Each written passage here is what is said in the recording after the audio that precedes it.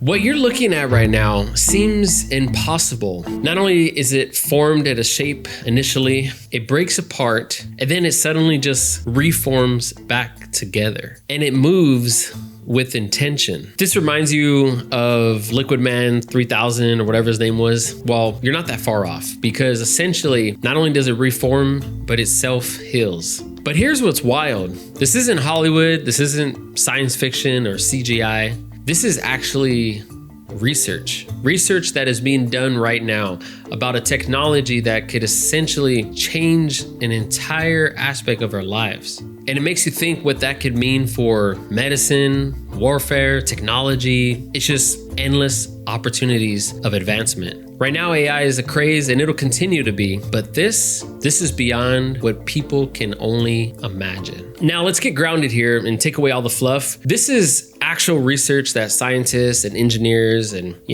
people a lot smarter than maybe you and I that are working on. You see, it's a liquid version or a liquidized gallium type of metal. You see, these materials, they behave like metal, but in certain environments or temperatures, they move around then like liquid. Sort of like, you ever seen a piece of metal from a solder gun? It melts and then it kind of formulates and then it hardens. Well, picture that, but it can always go back to melted, room temp, hard, and then back to liquid again. It's not forced to stay a certain form.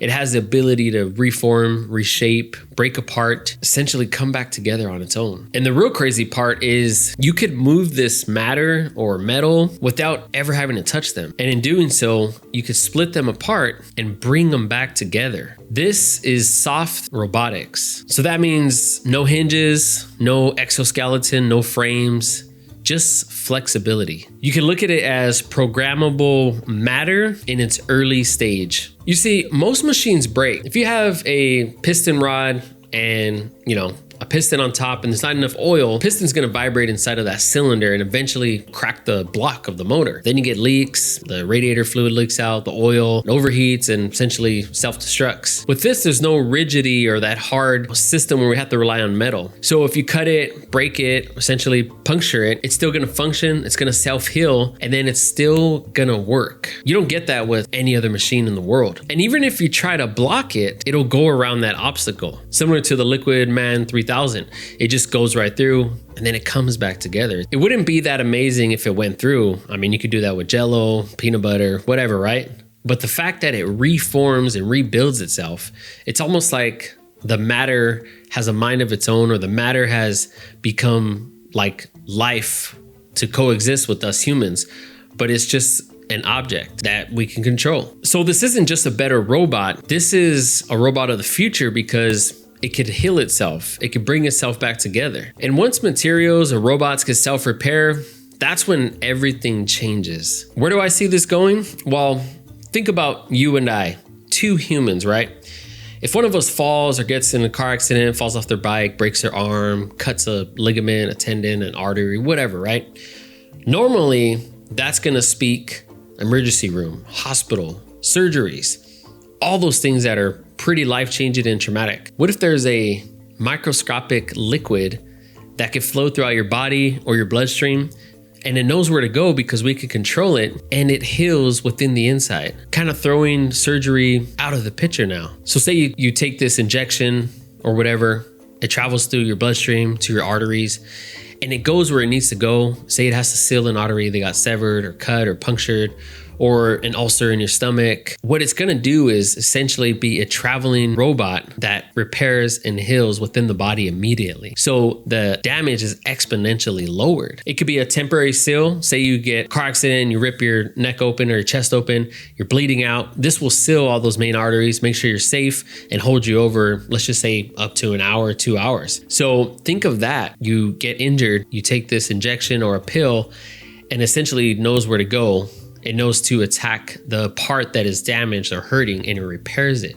It's almost like your microscopic construction workers within your body. And think about the turnaround time. Instead of some long invasive surgery where you go under and doctors spend 10, 12 hours on you, which we're grateful for, of course, it's just an injection, a shot, or a pill. This would change trauma care forever. In fact, there would be little interaction for us to ever really go inside of a hospital. Now, what about organ repair and regeneration? Say you have scarred arteries, cirrhosis of the liver, damaged livers, you were an ex-drug addict, or you're very stressful, you're a smoker, clogged arteries, all of these things that really take a toll on the human race. Now imagine these little microscopic liquid metal robots can go into your arteries and do healings, deliver medicine exactly where it needs to be versus having to wait to go through the whole bloodstream, through the heart. And it just goes to where it needs to go, directly to your lungs, your heart, your bone, whatever is needed in the time of the tragedy. So instead of waiting for a heart transplant or your liver to regrow or get a repair, essentially what we're offering is to reinforce your organs from within. Kind of like liquid scaffolding,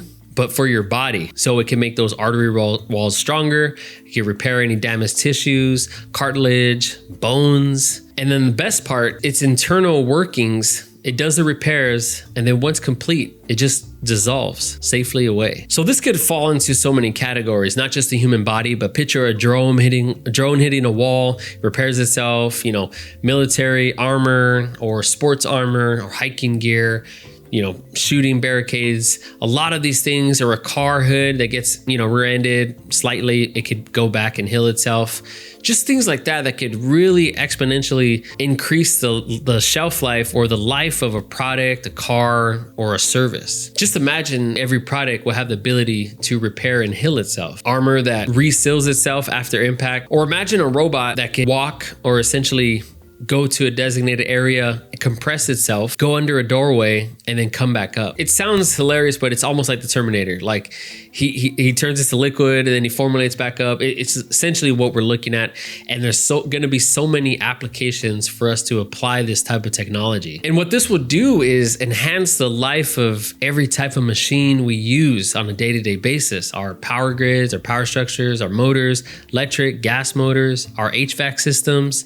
The list goes on and on and on. Even this camera right here, say I drop it, shatter the lens or the body, and then if that's how it sounds, it would heal itself. This could potentially be a real product or a service that we could get or apply to all of our devices. And let's not just think about where we are now, whether you're in the US, North America, whatever. Let's even go further, not just Earth, but other planets. Now you're probably thinking, okay, well, why does that matter? Whether you like it or not, but a lot of people are trying to go to Mars. Not just a rover, not just a drone or a satellite. They want humans to be on Mars. And one of the crucial parts about going to another planet, like I've ever been to one, is if something breaks, the mission's essentially over. Something caves in, whatever on the outside comes in and kills you, freezes you, or the heat kills you. Now we're gonna have a solution to that. If one of your shelters breaks and the machine or the shelter repairs itself from a meteor shower or sun rays or whatever could happen, crazy windstorms. Now, there are many reasons why ethically this could get a little carried away and out of hand. Off the top of my head, I'm thinking about less people at the hospital. That could be scary for business. Or you get some crazy villain that turns himself into a healing enemy of the state, and he's kind of like Superman, but a bad version. And if people get a hold of this stuff and it starts going into the medical aspect, does it just make us stronger all around? This could give longevity to people's lives. Imagine you're in your 80s and you could still bench press 3 plates like you did in your late 20s. So when you look at it like that, you have to see the ethical side of how far do we take it? Do our soldiers have it? Do our athletes have it? Or just, the ultra rich? So where are we at today? Now, I'm not going to say 3 months from now, humanoid robots are going to walk around with self-healing capabilities, maybe 6 months, but we're not there yet. So where we are is really a controlled lab environment. These little blobs you see are extremely small. You can look at them as like little gummy bears. They're bigger than gummy bears, and they're kind of just moving around, blobbing through, and they're testing things out. We're seeing how they work with metals, with different materials, them breaking apart and coming back together. So we're not at the sci-fi level yet, but just imagine all of these things coming together because of one electric metal AI robot. It's liquid metal that could not only repair and self-heal on devices, cars, cameras, boats. It could get to the point where we could take this in our body intravenously or take a pill, and we have these microscopic healing particles going through our body, fixing us faster, creating a turnaround a lot better. So let me know what you think about this. Is this something that could really catapult to where it could kind of change our world forever? Or does it just seem like a gimmicky technology that we're probably never going to use and it's not going to have a use case for it? Let me know what you guys think, and I'll see you in the next one.